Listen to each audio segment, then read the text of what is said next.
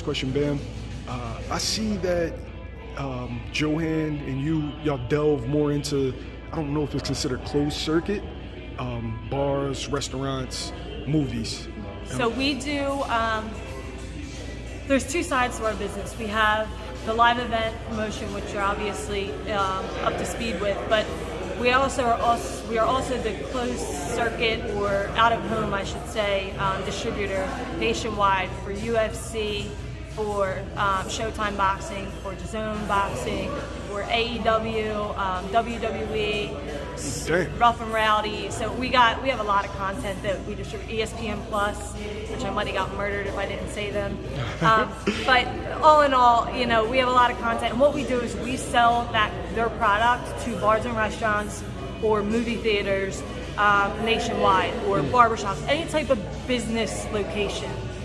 Typically, if they have a business account with like Comcast or DirecTV or something, they have to call us to order the fights in whatever capacity. And some of those are offered in a series, like with Showtime, you buy all of the Showtime fights at one price, unless it's a pay-per-view event. Then the pay-per-views are sold off at another price.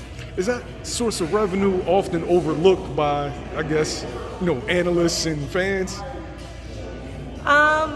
I think so. I think most people just automatically think about residential and don't think of, out of home and what's going on in that market. And we see that, day in and day out in our business. Even when you approach content partners, everybody's so focused on the live gate, what they're doing residentially, and then commercial or out of home is always like on the back burner.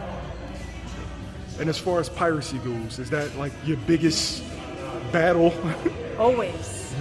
We have investigators that go out in cities all across the nation for every pay-per-view event to, kind of survey, who's turning it on, and we know who's legally turning it on and who's legally not turning it on. So we're able to decide what we want to do with the people that are stealing the signal at the end of the day once we talk to our content partners.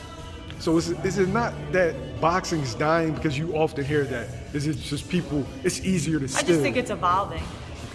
I just think it's evolving, and I think that we're at a point now where the world in general is evolving. You have people that, still have a hard time operating a cell phone and email and fax, like still have a fax machine at home. In 20 years, I'm not sure how many fax machines are going to be at home. People aren't, like, the home phone is now gone. So I just think that with the world in general, the sport's evolving, and over time, I think it'll come full circle. Okay. Thanks, Bam. I appreciate you.